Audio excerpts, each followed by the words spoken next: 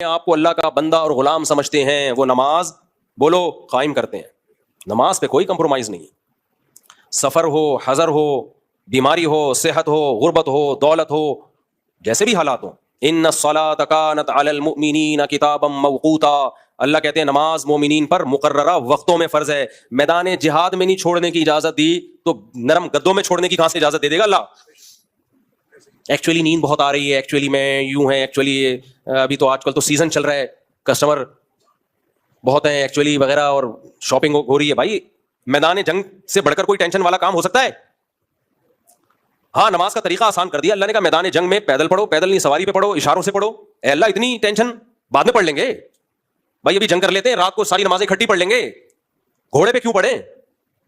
اللہ کہتے ہیں نا رات کو ساری نمازیں اکٹھی نہیں. ان الصلاۃ کانت علی المؤمنین کتابا موقوتا. ہر نماز کا ایک ٹائم ہے جو حدیث جبریل سے ہمیں پتہ چلتا ہے.